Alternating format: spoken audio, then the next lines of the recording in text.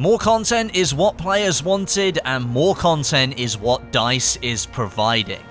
After having just released the first DLC, They Shall Not Pass, which requires you to purchase it as an add-on to access that content, DICE seems to have been listening to other players that they'd like the base game updated as well, and that comes in the form of 4 brand new weapon variants, each one of them being for one of the level 10 weapons. So although they aren't totally new weapons being added, I'd argue the variants that we're getting, at least 3 of the 4 of them I'd say, are big change-ups from the standard weapons already in the game.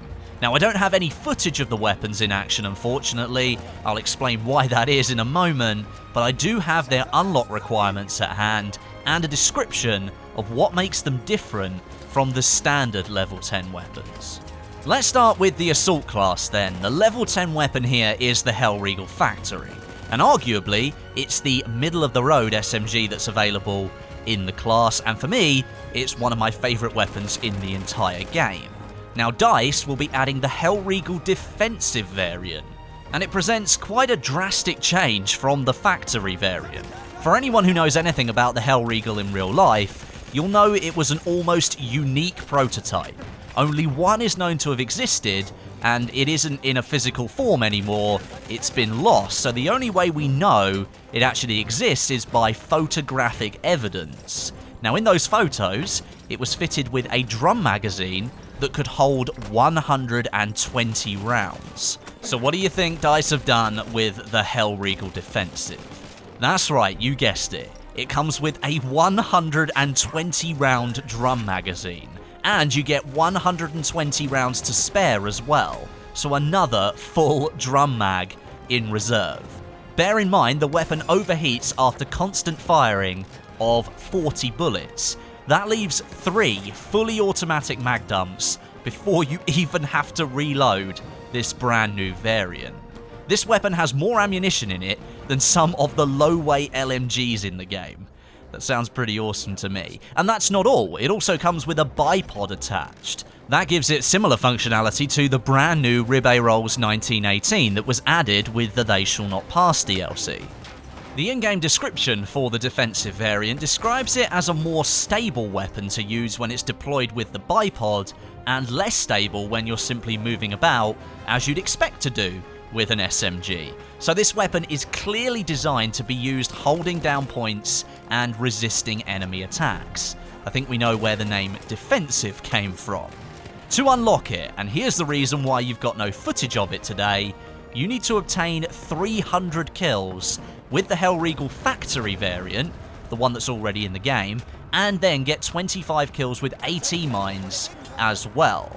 This is the CTE. I'm nowhere near rank 10 to even unlock the first Regal variant, and then I have to get 300 kills and 25 kills with AT mines. So at the moment, it's a massive task for anyone to unlock these new variants, even in the testing environment. So we can't really test whether they're good or not. But DICE have heard our cries. They will be removing these requirements soon in the CTE only, so we can test this stuff out. Thank God. I really didn't want to grind that whole way in the CTE. I'd rather just do that in the main game. The second new variant for the next level 10 weapon is the Selbstlader 1906 Sniper. Pretty much exactly what players asked for when they realised this weapon is one of the most accurate in the game. Its 3-round internal magazine didn't work too well in frantic combat situations, and the weapon is very accurate at range, but it didn't come with an optic to take advantage of that. You simply had to use the iron sights. It made it a very, very skillful weapon, however, and some people really like using it. However, many people avoided it. DICE have solved that by adding a bipod and a high-powered optic to this variant, and that allows players to utilise its long-range accuracy and its power a hell of a lot more efficiently than they could before, and suddenly the weapon becomes relevant just as the other medic weapons are in the class.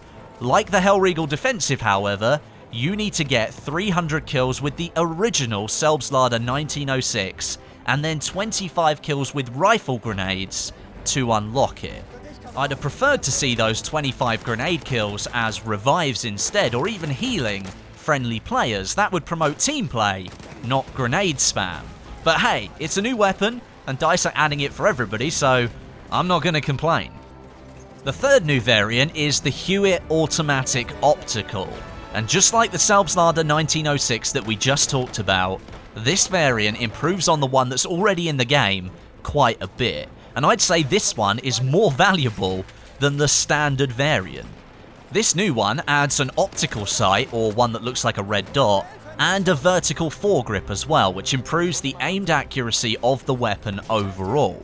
Now, if any of you have used the Hewitt, you'll know that standing still, aiming down sight and shooting was already the way to get the best out of this weapon, considering it has such a slow rate of fire.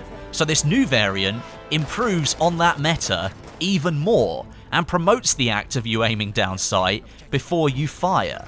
Again, like the previous two variants though, you need to achieve 300 kills with the standard Hewitt variant, and then 25 kills with the limpet charge before you can unlock it. I think Squid and Wheezy are going to have a good time with this one. And finally, possibly the best new variant of the bunch, the Martini Henry Sniper. Finally, our stunted iron sight skill cannon gets some love in the form of a high-powered scope and a bipod. Quite the contrast to all of the nerfs that it's had since this game launched. It's still the same single-shot, breech-loading rifle that it was before, but that optic will make those longer-range targets much easier to see. However, that doesn't necessarily mean they're going to be easier to hit. The Martini's rounds only fly at about 400 meters a second, which is much slower than any other rifle in the game. So you'll need to be leading targets quite a lot at long ranges to make the connection, and of course, its damage is at its highest between roughly 30 and 80 meters. So I'd imagine, for those long range shots, you'll need to be landing them on the head of the enemy to get a clean kill. That does not sound easy. As with all the other variants, you need to net 300 kills with the standard Martini Henry variant, and then 25 kills using the bayonet charge. I hate the bayonet charge. Why did you make that a requirement, DICE? Why? Nah, I'm just kidding. It's not that bad of a mechanic, I just don't really like being killed by it. Maybe I'm just a bit salty. Who knows? So as I've mentioned, all of these new variants will need you to have access to the level 10 weapons before you can start to work your way towards them. So if you haven't reached level 10 on some of your classes yet, now is the perfect time for you to do it.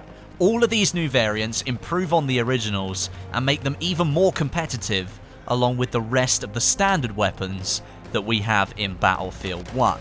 The only drawback I'd say is that all of these weapons will be unlocked by you getting 300 kills with the original variant. That 300 kills only starts when you actually get access to these new weapons, so when the patch comes in. It's not like the game remembers that you got 300 kills before the patch. There's no retroactive filling up of the 300 kills. You're going to have to do them all over again. This is very similar to the elite codices that were put in with the winter update. I guess though that those 300 kills is going to add a bit more longevity to the game, and each of these variants, on paper at least, do look very attractive. They all seem to improve on the standard variant that's already in the game. This is all in CTE testing right now, so don't expect these new variants to make it into the main game for maybe a few weeks or so, I'd say, maybe even longer. But boost up all your classes to level 10, and when all these variants drop via a patch in the future, you will be in the best position to start working your way towards them. There are plenty of other changes in the new CTE update. We've got updates to gadgets, which are going to go along the same path as grenades at the moment. We've got further updates to the grenades as well, to try and reduce the spam, and even the medic got a buff with revive changes coming in that should make it much more attractive for people to actually revive you. But I'll cover more of those in another video tomorrow, but for now, let me know what you think of these new variants, and their assignments actually, down in the comments section below, and I'll be there reading as many as I can. But until next time, my name is Westie, and I'll catch you guys in the next video.